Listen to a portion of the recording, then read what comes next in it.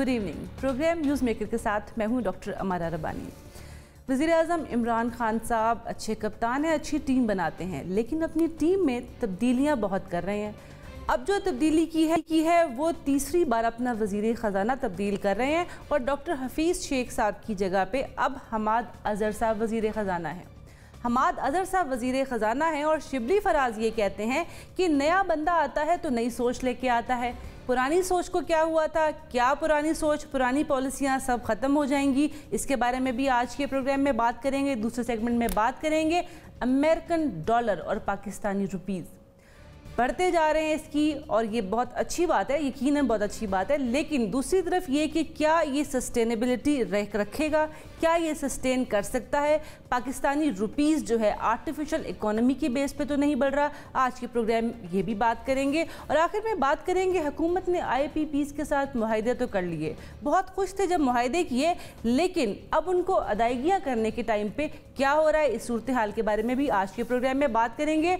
हमें प्रोग्राम में ज्वाइन किया है ज़ैगम खान ने, जनरल रिटायर्ड गुलाम मुस्तफ़ा साहब हमारे साथ हैं, जुनैरा अज़हर हमारे साथ हैं, नसीम सदीकी साहब हमारे साथ हैं और अनिका निसार भी हमें प्रोग्राम न्यूज़ मेकर में ज्वाइन करेंगी। जी मुझे बताइए जुनैरा कि डॉक्टर हफीज़ शेख साहब अब वो आ गए हैं, ये तीसरे वज़ीर ख़जाना है ये PTI की गवर्नमेंट में। कहते हैं नई सोच है, नया बंदा आएगा तो कोई और बेहतरी आएगी, लेकिन इसके साथ साथ ये बहुत टाइम हो गया है कि ऐसी तब्दीलियां आती रही हैं, लेकिन वज़ीर ख़जाना की तब्दीली की वजूहात भी क्या हैं और क्या पॉलिसीज़ जो चलती आ रही हैं वो सस्टेन करेंगी या बंदा चेंज तो पॉलिसीज़ भी चेंज। जी क्या कहती हैं? देखिए, we don't have much room for the change of policies because हम IMF के पास गए हुए हैं और तकरीबन आपके हाथ बंधे हुए होते हैं, और हम सब देख भी रहे हैं कि हफीज़ शेख के होते हुए हमने मनोअन जिसे कहते हैं IMF की सारी शराइत पूरी की हैं। कहना नहीं चाहिए but beggars can't be choosers. जब पहले शुरू में असद उमर थे तो जो एक फ़र्स्ट लॉट थी PTI की, उसमें असद उमर को एक स्टॉलवर्ट समझा जाता था कि बहुत सक्सेसफुली एंग्रो चलाते रहे हैं तो पाकिस्तान की इकोनॉमी भी चला लेंगे। नोबडी रियलाइज, नोबडी कंटेस्टेड के स्टेट रनिंग में और एंग्रो को चलाने में बहुत फ़र्क होता है।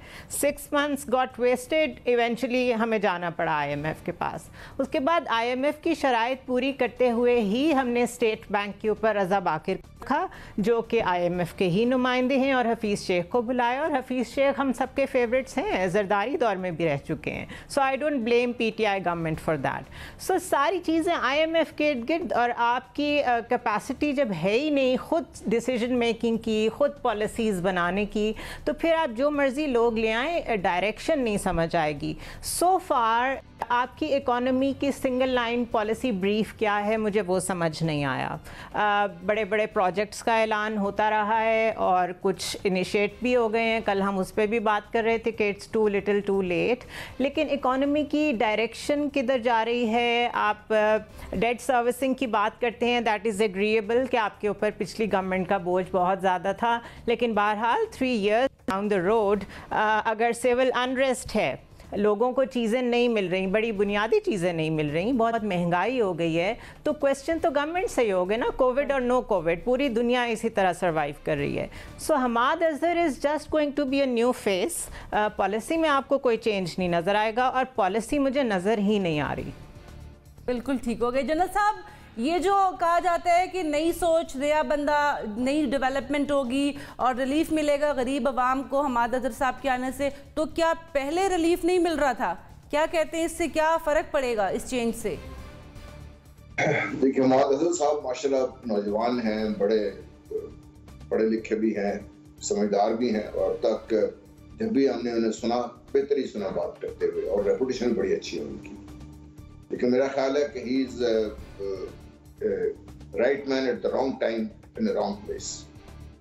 और जुनैरा ने जहाँ से ख़त्म किया वहाँ से शुरू करना चाहता हूँ कि हमारे पास आज तक, मुझे काफ़ी अर्से से मैं देख रहा हूँ, मैं तो इकोनॉमिस्ट तो नहीं हूँ, लेकिन जनरली इंसान को अंदाज़ा होता है कि हमारे मुल्क की इकोनॉमी स्ट्रेटजिकली किस तरफ हम लेके जा रहे हैं, कौन सा ऐसा शोबा ज़िंदगी है, कौन से ऐसी डायरेक्शन है जिस हमारे पाकिस्तान की जो इकोनॉमिक वोज है उसको हम कम कर सकते हैं। ठीक है, कर्जा लिया हमने, सब कुछ किया, messed up in a big way, लेकिन कभी तो किसी स्टेज पर तो अगर ठीक होना चाहिए था इसको। मेरा ख्याल है कि अपना जाती तौर पर मैं समझता हूँ कि स्टडी डायरेक्शन लास्ट समय मिली थी वो डॉक्टर महबूब हक के दौर में थी, उसके बाद से हम just looking for it. For example Pakistan के पास इंडस्ट्रियल सेक्टर है, पाकिस्तान के पास एग्रीकल्चर सेक्टर है, मैन्युफैक्चरिंग में पाकिस्तान की कैपेसिटी कितनी है, और इंडस्ट्रियल सेक्टर में अगर हम सिर्फ अपने टेक्सटाइल पे भरोसा कर रहे हैं, पूरी दुनिया के तकरीबन 6% है ट्रेड का, उसमें से पाकिस्तान का शेयर 1% से भी कम है। उसमें हम कितनी तरक्की कर लेंगे, 1% ले लेंगे और तो ओवरऑल जो वॉल्यूम ट्रेड का दुनिया में है वो इस वक्त 60% जो है वो मैन्युफैक्चरिंग गुड्स में, और दूसरा अभी जो आईटी रिलेटेड उसमें काम आना शुरू हो गया। हम कहाँ खड़े हैं उसके बीच में? मुझे कभी ये समझ नहीं आई कि हम हर जगह हाथ पांव मारते हैं कि हम ये भी करेंगे, ये भी करेंगे, ये भी करेंगे। ठीक है, सब कुछ कीजिए, बट एक कोई डायरेक्शन तो इंसान की होनी चाहिए। एग्रीकल्चर वो सेक्टर है आपका कि जो विद इन मंथ्स वो आपको उसके रिटर्न दे सकता है, और गुज़श्ता कई सालों से देख रहे हैं कि ये सेक्टर आपका लगातार नीचे जा रहा है। कॉटन प्रोडक्शन आपकी डाउन हो गई है। जब वो एक्सपोर्ट किया करते थे, आज हम नेट इंपोर्टर है कॉटन जान के, वो भी मसला बना हुआ आपके लिए। तो आप किसी एक डायरेक्शन को अगर लेके चलते, हम शायद एग्रीकल्चर को लेके चलते, मैन्युफैक्चरिंग में टाइम लगता है, उसी तरफ हम शुरू कर देते उसको, लेकिन हम जा भी कहाँ रहे हैं? कार मैन्युफैक्चरिंग पे हम जा रहे हैं। इसमें कारें आ जाएंगी तो क्या करेंगे आप? इसको कारों से पेट नहीं भरेगा आपका, कारों से रोजगार उतना नहीं मिलेगा। ऑटोमेटिक सिस्टम आ गए हैं सारे इसमें, और फिर जो कार इंडस्ट्री ने पाकिस्तान के साथ किया है वो भी इसे ढका छुपा नहीं है, सारा कुछ जो हमें मिल रहा है ये। जी जी, तो मैं ये कह रहा हूँ कि फादर साहब स्पेस कम है उनके लिए, डायरेक्शन हुकूमत की नहीं है। आज अगर डायरेक्शन लेंगे भी तो टाइम लगेगा इनको कुछ रिजल्ट देने में। सदीकी साहब, प्राइम मिनिस्टर इमरान खान साहब के बारे में ये बात बड़ी मशहूर है कि वो टीम सिलेक्शन अच्छी करते हैं, और टीम सिलेक्शन वो एक बार कर लेते हैं तो वो बड़ा लॉन्ग टर्म चलाते हैं, लेकिन ये क्या हो रहा है, इससे फ़र्क क्या पड़ेगा? देखिए, हमारा जो कहते हैं ना कि half done is nearly done, तो हाफ पीरियड तो इनका गुजर चुका है और अभी तक तजुर्बात चल रहे हैं। जैसे जुनैरा ने अभी बात की थी कि तजुर्बात कब तक करते रहेंगे ये, तो वही बात है कि तजुर्बात अब करने का वक्त नहीं रहा, अब परफॉर्म करने का वक्त आ गया है। लेकिन परफॉर्मेंस ये हो रही है कि अभी आपको पता नहीं, अभी जब आपको सेनेट इलेक्शन के बाद हफीज़ शेख ने प्राइम मिनिस्टर को अपना रेजिग्नेशन पेश किया तो उन्होंने उसको रिफ्यूज़ कर दिया कि नहीं, आप बड़ा बेहतरीन काम कर रहे हैं, आप काम जारी रखें, और हफ्ते 10 दिन बाद जो है उनको रिमूव कर दिया जाता है। तो किससे सेटिस्फाई है, किससे सेटिस्फाई नहीं है, या कहाँ से इंस्ट्रक्शंस आ रही हैं, ये पता ही नहीं चल रहा। और 2.5 साल गुजर गए, अब अगले साल तो सारे इलेक्शन के साल शुरू हो जाएंगे, इलेक्शन कैंपेन शुरू हो जाएगी। तो जो परफॉर्मेंस का वादा किया था, जो जिस तरह अभी बात हो रही थी कि ये एग्रो नहीं है, ये एक मुल्क है, इसी तरह ये क्रिकेट टीम नहीं है। क्रिकेट टीम में तब्दीलियां करना, स्लिप से निकाल के ऑफ पे ले आए, ऑफ से निकाल के आप लेग पे ले आए, ये वो वाली बात नहीं है। ये मुल्क चलाना है, और मुल्क भी 22 करोड़ आवाम का जिनसे आपने वादे किए थे, और उनको क्या रिटर्न में मिल रहा है? पेट्रोल की प्राइस बढ़ रही है, बिजली की प्राइस बढ़ रही है, आम ज़रूरियात अशिया की कीमतें रोज़ बरोज़ बढ़ रही हैं। तो ये तजुर्बात का वक्त ख़त्म हो गया, और फिर वही घूम फिर के एक वज़ीर यहाँ से हटता है, दूसरी वजारत पे आ जाता है। दूसरी परफॉर्मेंस क्या है, जिसकी बात होती थी कि जो भी वजारतें हैं उनकी हर 15 दिन बाद या 3 महीने बाद कारकर्दगी रिपोर्ट शाये होगी। तो हमें कारकर्दगी बताएं कि नदीम बाबर साहब की क्या कारकर्दगी थी, उन्हें क्यों हटाया गया है। तो इस तरह अभी ये वक्त नहीं, अब वक्त परफॉर्म करने का और आवाम को रिलीफ देने का है। ज़ैगम साहब, हमें ये बताया जाए कि जिसको हटाया गया, क्यों हटाया गया, शुक्रिया कह के उनको कहा गया कि बहुत शुक्रिया आपके, जो भी आपने कारकर्दगी दिखाई, लेकिन जब वहाँ से कुछ नहीं मिला तो अब कैसे मिलेगा अगर पॉलिसी सेम है? जब ये कहा जाता है नया बंदा तो नई सोच है, तो पुरानी सोच को क्या हुआ, कैसे देखते हैं इसको? तब्दीली आएगी इससे?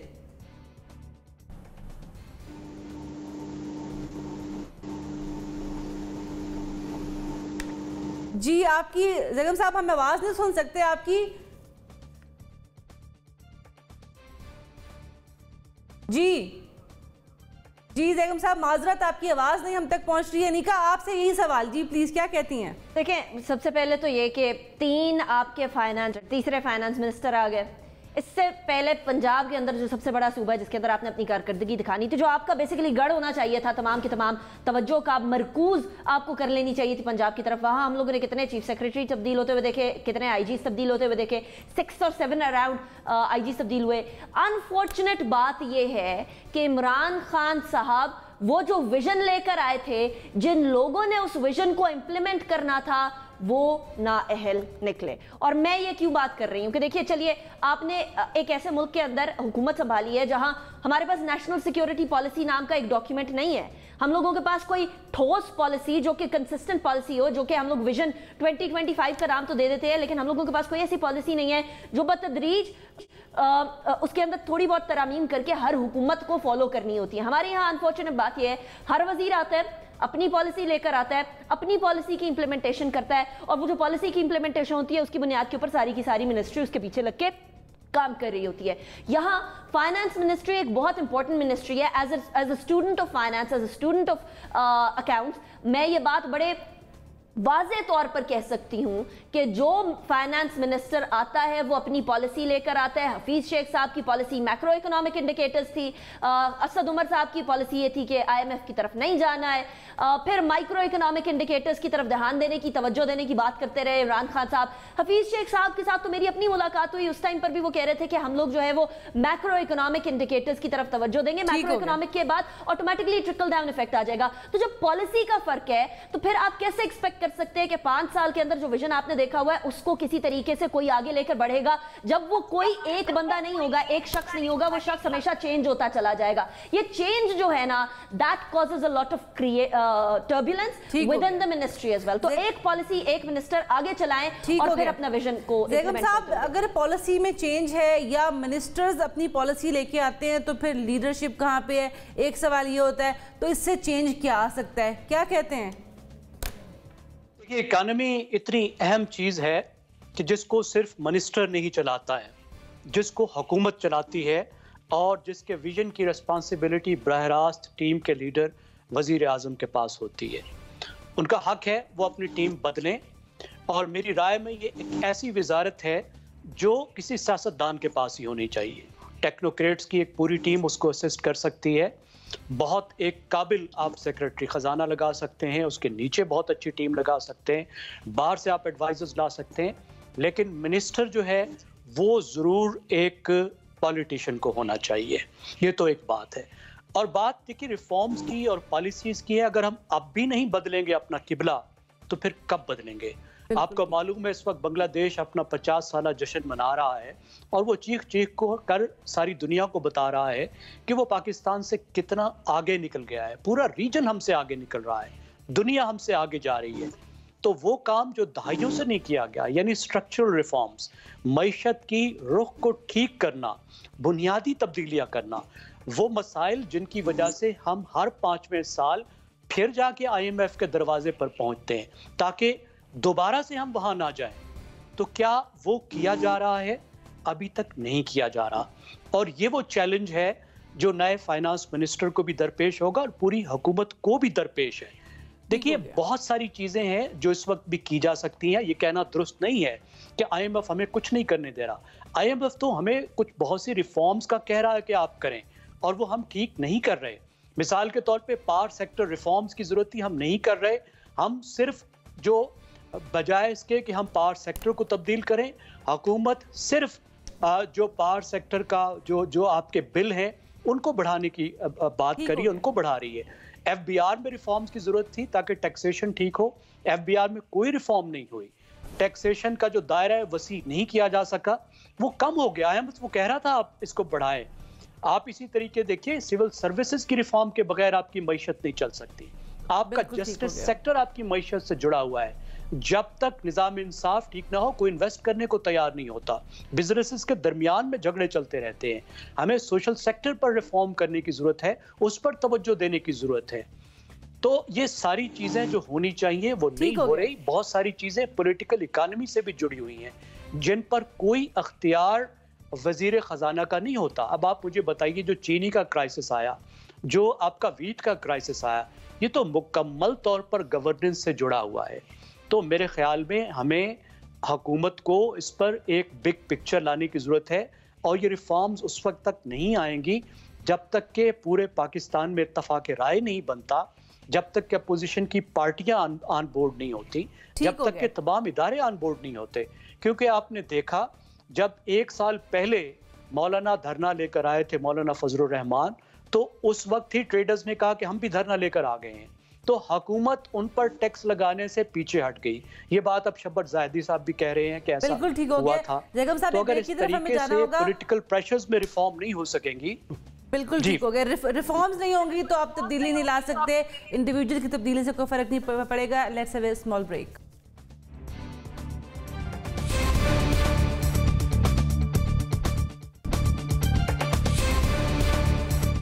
Welcome back program news maker में, और अब बात करेंगे अमेरिकन डॉलर के बारे में।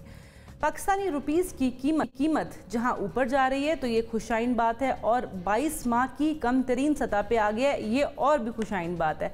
लेकिन ये कितनी स्टेबल रहेगी ये देखने की ज़रूरत है। मार्च से अब तक अमेरिकन डॉलर के मुकाबले में रुपए की कदर में 5 रुपए का इजाफा हुआ है, जिसके बाद ये जून 2019 के बाद 22 माह की बुलंद तरीन सतह पे आया। अब ये तमाम चीज़ें कितनी स्टेबल रहती हैं? क्या ये आर्टिफिशियल इकोनॉमी की थ्रू हुआ है या ये वाकई एक रियल इकोनॉमी है? इसके बारे में बात करेंगे अपने प्रोग्राम में। जयगम साहब क्या कहते हैं कि क्या ये सूरत हाल बरकरार रहेगी? Is it a real economy this time? देखिए, आर्टिफिशियल तो नहीं है, क्योंकि रुपया जो है वो फ्री फ्लोट कर रहा है, तो इसलिए हुकूमत की मुदाखलत से तो रुपया जो है वो स्टेबल नहीं है। लेकिन हमें उसकी वजूहात को देखने की ज़रूरत है, जिससे आपके इस सवाल का जवाब मिलेगा कि क्या ये सस्टेनेबल है, क्या ये रह सकता है। देखिए, पाकिस्तान के जो माशी बहरान है उसकी 2 जहतें हैं। एक तो करंट अकाउंट डेफिसिट है, यानी पाकिस्तान से डॉलर बाहर ज़्यादा जाता है और पाकिस्तान के अंदर डॉलर कम आता है, जिससे डॉलर की कीमत पर भी जो है वो प्रेशर पड़ता है, रुपया नीचे गिरता है और पाकिस्तान को इमदाद भी लेनी पड़ती है, उधार भी लेना पड़ता है। और दूसरा बजट का बहरान है।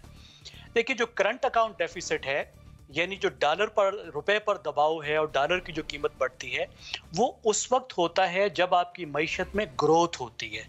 यानी जब आपकी मईशत बढ़ने लगती है तो लोग बहुत सारी चीज़ें इंपोर्ट करते हैं, लग्जरीज खरीदते हैं, गाड़ियां खरीदते हैं, बाहर से रॉ मटेरियल्स आते हैं, आपकी फैक्ट्रीज भी चीज़ें मंगाती हैं, पेट्रोल भी बढ़ जाता है। तो एशियन डेवलपमेंट बैंक की एक रिपोर्ट ने ये मेंशन किया था कि अगर पाकिस्तान की मईशत में बुनियादी तब्दीलियां ना की गई तो पाकिस्तान का जो पॉइंट जिस पर करंट अकाउंट पे दबाव आता है वो है 3.5%। यानी पाकिस्तान की मईशत जब भी 3.5% से ज़्यादा की ग्रोथ लेगी तो पाकिस्तान के करंट अकाउंट पे दबाव आएगा। तो पिछली दफ़ा भी देखें, जब दबाव आया था तो उस वक्त पाकिस्तान 5% से ज़्यादा पाकिस्तान की मईशत ग्रो कर रही थी, तकरीबन 5.8% की ग्रोथ थी। इन 2 सालों में तो ग्रोथ एक दफ़ा तो 0 थी और अब भी कहीं 1-8% है। तो इस वक्त तो करंट अकाउंट पे दबाव बनता नहीं है और आपको इमदाद भी मिल रही है, IMF के प्रोग्राम में भी है। तो इस वक्त जो वजूहात हैं वो यकीनन आर्जी हैं। हमें ग्रोथ की भी ज़रूरत है, 6 से 8% ग्रोथ की ज़रूरत है, और उस ग्रोथ पर रुपये को आपको सस्टेनेबल करने की ज़रूरत है। वो तभी हो सकता है जब आपकी एक्सपोर्ट्स बढ़ें। अभी तक आपकी एक्सपोर्ट्स उस लेवल पर नहीं बढ़ी कि आप तसल्ली से ये कह सकें कि मुस्तकबिल में भी रुपया स्टेबल रहेगा और पाकिस्तान की मईशत पर दबाव नहीं आएगा।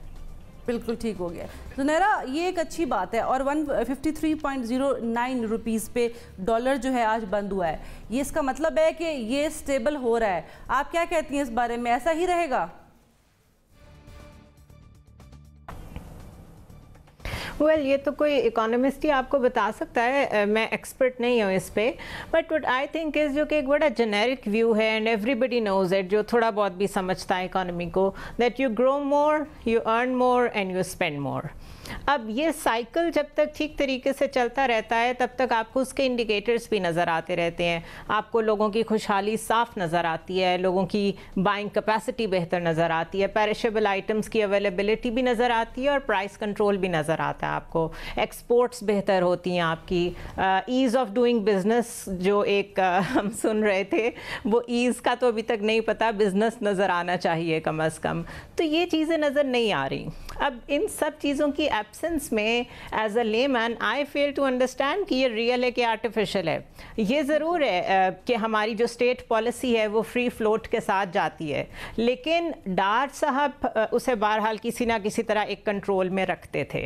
ये गवर्नमेंट इसको किस तरह लेके जा रही है, रज़ा बाकिर साहब जो हैं उनका ताल्लुक IMF से है, वो चीज़ों को किस तरह लेके जा रहे हैं मुझे इसलिए डर लगता है क्योंकि इससे पहले वो इजिप्ट की इकोनॉमी को हैंडल कर रहे थे and we all know what has happened to that. So ये कितना सस्टेनेबल होगा और ये कहाँ तक सस्टेन करके फिर ग्रोथ की तरफ जाएगा, for me it is difficult to say. बिल्कुल ठीक हो गया। जनरल साहब किस तरह देखते हैं इसको कि अब ये इकोनॉमी को स्टेबल करने के लिए रुपया एक लेवल पे आया है, काफ़ी टाइम के बाद आया है, और ये आज जैसे कोरोना है तो इस टाइम में एक बड़ी खुशखबरी है हमारे लिए, लेकिन ये कितने देर तक रहेगी, क्या कहते हैं? देखिए जो गवर्नमेंट ने की है, जो जिस तरीके से हम फंसे हुए थे डॉलर के साथ, हमने रुपया पैक कर दिया था, नुकसान उठा रहे थे, 20-25 बिलियन डॉलर उस पर हमने ज़ाया किया उसके ऊपर, और अगर हम ये तजवीज़ करते रहते तो शायद ये हद ना होती जो पिछले दिनों हमने देखने में आई है। जहाँ देखिए सस्टेन करने का ताल्लुक है, ये जैसे पहले जो स्पीकर थे सब ने एक बात की और मैं उससे 100% एग्री करता हूँ। फिर मैं आपसे ये करना चाहता हूँ, हमारी एक्सपोर्ट क्या बढ़ेगी आपकी, जब तक आपकी एक्सपोर्ट नहीं बढ़ेगी, when you start earning more. अभी तक तो आपको जो हमारे रेमिटेंसेस हैं वो अलग बड़ी बढ़ रही हैं, आपको कुछ लोगों का उस वजह से आपको कोई है, आप एक्सपोर्ट किस तरह बढ़ेंगे, आप टेक्सटाइल कितने बढ़ा लेंगे आपको। मैं बार बार इस बात इसलिए कह रहा हूँ कि जो मेन एक्सपोर्ट्स हमारी होनी चाहिए थी IT में, जहाँ पे हम बहुत बड़ा रोल हम प्ले कर सकते, नहीं किया हमने कुछ भी तक।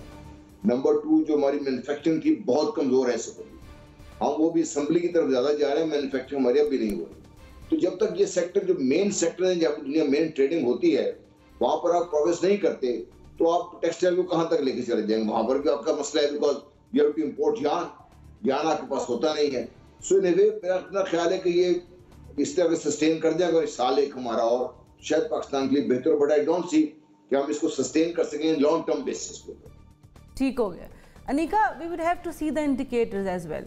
तो ये जो इंडिकेटर्स है, अभी जनरल साहब ने भी बताया, जयराम भी बता रहे थे कि ये इंडिकेटर्स अगर कलेक्टिवली नहीं चलते तो क्या ये स्टेबल रह सकते हैं? देखिए, पाकिस्तान के अंदर डॉलर की एक सर्टेन इम्प्रेशन ये है कि ये डॉलर फ्री फ्लोट पे छोड़ा गया है, एंड टू बी ऑनेस्ट पहले शुरू में हुकूमत ने फ्री फ्लोट पे छोड़ा भी था, लेकिन बहुत सारे इंडस्ट्री के लोगों से गुफ्तगू करने के बाद ये जो एक सर्टेन इम्प्रेशन है कि एंटायरली फ्री फ्लोट पे छोड़ा हुआ है, इससे कुछ मुख्तलिफ इंप्रेशन मुझे मिला, क्योंकि कुछ इंडस्ट्री से ताल्लुक़ रखने वाले लोग, आज से 6 माह पहले मैंने ये कहा था कि ये डॉलर तकरीबन 150 की सतह पर आएगा और एग्जैक्टली 153 पे आ चुका है। It will fall further down और ये तकरीबन 150 के आसपास ही रहेगा, 150 से 2 ऊपर 2 नीचे।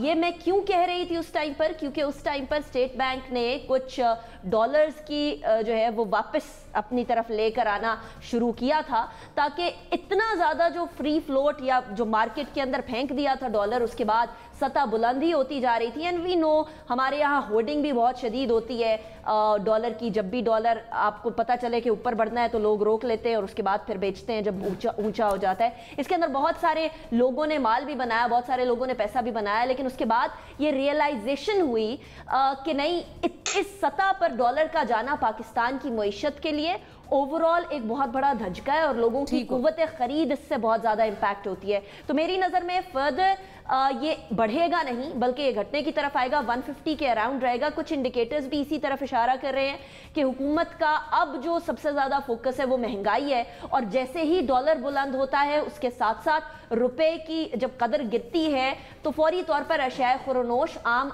शख्स की जो अशिया होती हैं इस्तेमाल की, उसके अंदर उसकी कीमतों में इजाफा होता है। तो अब गवर्नमेंट ये चीज़ अफोर्ड नहीं कर सकती कि डॉलर ऊपर जाए, इसीलिए डॉलर को स्टेबल रखना अब गवर्नमेंट के लिए बहुत इंपॉर्टेंट हो गया, क्योंकि जब डॉलर शुरू में बढ़ रहा था और फ्री फ्लोट की तरफ लेकर जा रहे थे तो गवर्नमेंट के बहुत सारे आला हुकाम का ये सोच थी कि 130 से ये ऊपर नहीं जाएगा, और जब 150 से ऊपर गया तो हुकूमत में भी एक खलबली मच गई थी। I don't think they would want that again. Siddiqui साहब, डायनामिक्स हैं बड़े पॉलिटिक्स में, लेकिन इकोनॉमी में जो डायनामिक्स देखने में आ रहे हैं वो अभी बड़े हालिया सूरत हाल बड़ी चेंज है। अभी कभी स्टेट बैंक के बारे में हमें पता चलता है कि उसमें ये चीज़ें आ रही हैं, अब हमें रुपए की कीमत के बारे में चलता है, और फिर हमारे जो फाइनेंस मिनिस्टर हैं उनकी तब्दीली का पता चलता है। क्या कहते हैं तमाम तब्दीलियाँ और उसके बाद फिर हमारा ये जो इकोनॉमिक स्टेबिलिटी है ये बरकरार रहेगी, खसूसी तौर पर डॉलर के मुकाबले में? हमारा डॉलर तो सस्ता हो गया लेकिन डालडा घी महंगा हो गया। बड़े इकोनॉमी के ऊपर जिस तरह बात की है अपना जैगम ने, बड़े उन्होंने जो उसकी डायनेमिक्स हैं और जो उसका क्रक्स है उसके बारे में बात की। मैं तो इकोनॉमिस्ट नहीं हूँ, मैंने तो आम आदमी की बात करनी है। मैं रिपोर्टिंग के लिए जब मैदान में जाता हूँ, लोगों से मिलता हूँ, उनके लिए देखना है। उनको डॉलर से गर्ज नहीं। अभी घर जाते हुए मुझे डॉलर घर लेके नहीं जाना, मुझे डालडा घी लेके जाना है। अनिका भी जाएगी घर तो शायद ये दूध, डबल रोटी, अंडे भी लेके जाएगी। असल मसला ये है कि इन चीज़ों का इम्पैक्ट गरीब आदमी के ऊपर क्या आ रहा है। क्या डॉलर सस्ता होने से आज कोई भी अगर हम चीज़ खरीदने जाए तो क्या वो हमें सस्ती मिलेगी? 2 रुपये 4 रुपये कम मिलेगी? नहीं। पेट्रोल फिर शायद महंगा होने लगा है, बिजली फिर महंगी की जा रही है। आवाम को ये चीज़ें नहीं समझ आती कि ये जीडीपी लेवल क्या जा रहा है, डॉलर सस्ता हो गया, महंगा हो गया, पाउंड सस्ता हो गया, महंगा हो गया। नहीं, उन्हें रोज़मर्रा की जो इस्तेमाल की चीज़ें उसमें जब सस्ती मिलेंगी तब परफॉर्मेंस नज़र आएगी हमें। फिर आज हम कहते हैं कि हमें प्राइम मिनिस्टर इमरान खान साहब की नीयत पे कोई शक नहीं है, वो कोई करप्शन नहीं कर रहे, बड़ी मेहनत से काम कर रहे हैं, लेकिन रिजल्ट्स नहीं आ रहे। और रिजल्ट्स यही आएंगे कि जो गरीब आवाम से आपने वादा किया था, आपने नौकरियों का वादा किया था, आपने घरों का वादा किया था, आपने कहा था कि जब ऊपर से करप्शन होती है तो नीचे तक होती है, उसका इम्पैक्ट आता है। उसका इम्पैक्ट कब ख़त्म होगा? तो जिस दिन आवाम को रिलीफ मिलेगा, क्योंकि पाकिस्तान की हुकूमत जो है वो कोई कारोबार नहीं करती। उसका ये होता है कि एक्सपोर्ट्स बढ़ाए ताकि ज़र मुबादला वहाँ से आए, या टैक्स कलेक्शन। तो जिस दिन हमने देखा कि पाकिस्तान में टैक्स कलेक्शन बहुत ज़्यादा बेहतर हो गई है, हमारे एक्सपोर्ट्स बढ़ गए हैं, हमारे ज़र मुबादला ज़्यादा आ रहा है और आवाम को रिलीफ मिल रहा है, तो उस दिन तब्दीली, उस दिन इंडिकेटर का पता चलेगा। ये चीज़ें आगे पीछे होती रहे, आम आवाम को इससे कोई कंसर्न नहीं है। नीयत में कोई शक नहीं है प्राइम मिनिस्टर साहब की, लेकिन फिर भी कोई उम्मीद बर नहीं आती है। डालडा घी जो है वो देखना ज़रूरी है आवाम के लिए डॉलर के मुकाबले में। एक ब्रेक के बाद वापस आते हैं।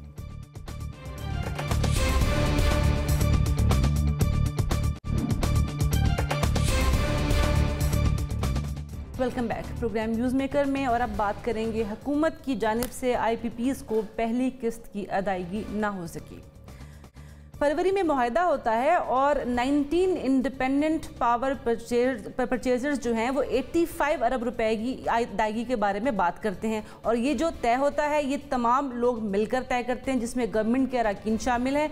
और आज जो है शायद जवाब नहीं देना चाहते होंगे, लेकिन अब हम जवाब शायद चाहते हैं कि IPPs हुकूमत को डिफ़ॉल्ट के नोटिस भेजने का हक इस्तेमाल करने के बारे में बात कर रहा है। ये नौबत आ गई है कि अब वो ये हक इस्तेमाल कर सकता है कि वो हुकूमत को डिफ़ॉल्ट कहे।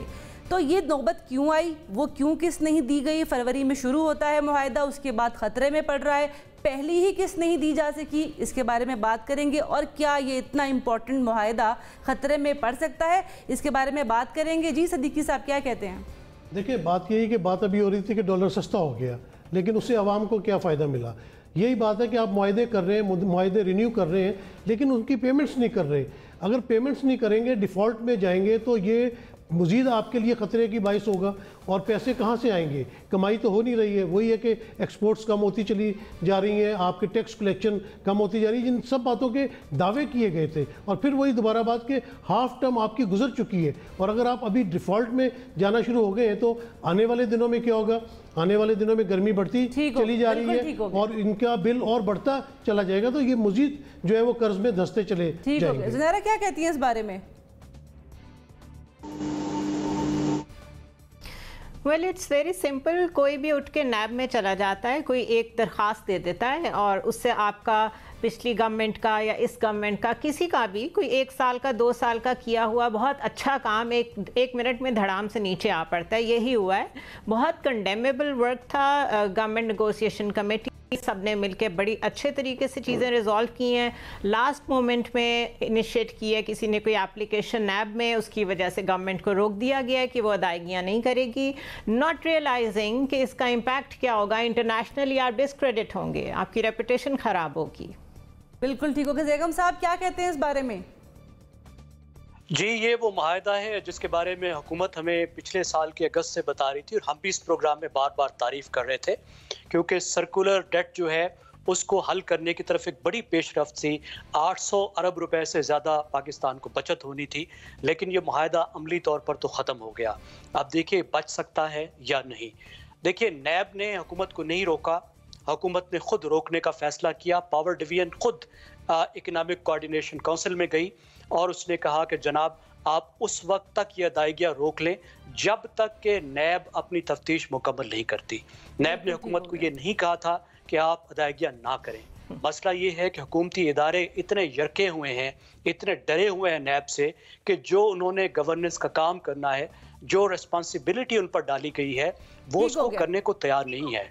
जनरल साहब क्या कहते हैं इस बारे में कि पहली किस्त पे ही हुकूमत जो है वो कमजोर पड़ गई? देखिए, हुकूमत की बहुत सारी कमजोरियां तो हम उसकी बात कर रहे हैं। अच्छी चीज थी जो हमने की, वी ऑल अप्रिशिएटेड दैट। और मैं भी ये समझता हूँ कि पाकिस्तान के साथ जो पिछली सदी के दो जो बहुत बड़े इकोनॉमी को झटके लगे थे, प्राइवेटाइजेशन और आईपीपीज, उसका तो हम मसला नहीं हल कर सकते। आईपीपीज का मसला भी हल करना बड़ा मुश्किल है, लेकिन थोड़ा बहुत चांस था मिल जाएगा पाकिस्तान को। अब ये नैब को बीच में लाकर, और नैब किसी के से काम कर रही है, इससे लाकर ये मेरा ख्याल हमने खुद अपने पाँव पे कुल्हाड़ी मारी है। और इसमें हुकूमत अगर चाहती तो शायद इन टाइम मूव करती तो कुछ कर लेती। हुकूमत का भी मसला ये है कि वो बिल्कुल आराम से बैठी रहते हैं, जब सर पे पड़ती है तो फिर भाग दौड़ शुरू होती है। अब जब उनके गले में ये पड़ गया ये मसला, इसको हल करना जरूरी है। और मैं नहीं समझता कि मुआहदा खत्म होगा। वो कंपनियां भी समझते हैं कि मसला क्या है, उनका भी इंटरेस्ट इसी में एक मुआहदा ही चलता रहे ताकि कंपनियों को भी फायदा हो और पाकिस्तान को भी फायदा हो। बिल्कुल ठीक है। अनिका जी क्या कहती हैं? कुछ शहर के लोग भी सालन सन, कुछ सानू मरन का शौक भी सी, सर मुंडवाते ही ओले पड़ गए हुकूमत के ऊपर। ब्रिलियंट इनिशिएटिव हैज टर्न सावर। यहाँ हम लोगों को एक खुशखबरी ये सुनाई जानी देनी चाहिए थी कि जी हम लोगों ने जो निर्ख कम करवाए थे, जो कैपेसिटी चार्जेस की बात हो रही थी, उनको हम लोगों ने कम करवाया था, कौम का इतना पैसा बचाया था, उसकी हमने पहली अदायगी कर दी है। हुकूमत का एक अच्छा इनिशिएटिव ऑन ग्राउंड प्रैक्टिकली अब हम लोग परसू होते हुए देखेंगे। लेकिन अनफॉर्चुनेटली हुआ बरक्स। वो चीज़ जो एक बड़े शान शौकत के साथ बताई जानी चाहिए थी, अब ये बताया जा रहा है कि जी पेमेंट नहीं हुई। सैड एंड डिसीजन की लैक यहाँ हमें शो करता है, which shouldn't be happening in a government. बिल्कुल ठीक हो गया। बहुत शुक्रिया तमाम मेहमान गिरामी का आज के प्रोग्राम न्यूज़ मेकर में। और साथ बताते चलें कि प्रोग्राम की होस्ट सलमा जो है, जिस तरह से कोविड की बहुत सी तशवीशनाक सूरत हाल हमारे सामने आती है, खुशाइन बात यह है कि बहुत से पेशेंट्स ठीक भी हो रहे हैं और सलमा ठीक होगी और बहुत जल्द प्रोग्राम न्यूज़ मेकर को ज्वाइन भी करेंगी। और आज के प्रोग्राम में जिस तरह देखा गया तब्दीली अगर हम चाहते हैं तो उसके लिए बहुत ज़रूरी है कि अपनी पॉलिसी लाइन्स को दुरुस्त करें। और वो तब्दीली जो है इसी तरह आ सकती है कि जब हम पहले सिरे से करें। महातीर मोहम्मद कहते हैं, जब मैंने तब्दील करना था अपना माशी निज़ाम, तब्दील करना था अपना हेल्थ का सेक्टर, तो जब मुझे हार्ट अटैक हुआ तो मैं अपने ही मुल्क के हॉस्पिटल में अपना इलाज कराता हूँ, तब मैं जान पाता हूँ कि कितनी मुश्किलात हैं। और उसके बाद फिर पूरी दुनिया ने देखा कि महातीर मोहम्मद और मलेशिया ने दुनिया के ऐसे हॉस्पिटल्स बनाए जिन्होंने ना सिर्फ की हेल्थ की इंडस्ट्री को बढ़ा के रख दिया, बल्कि वो हेल्थ इंडस्ट्री बन गया, वो कमाने लगे, वो हॉस्पिटल्स होके भी मलेशिया की अर्निंग मशीन बन गए। शायद तब्दीली के लिए सबसे पहले तब्दीली अपने अंदर लानी होती है। आज की प्रोग्राम न्यूज़ मेकर में इजाज़त दीजिए। खुदा हाफ़िज़।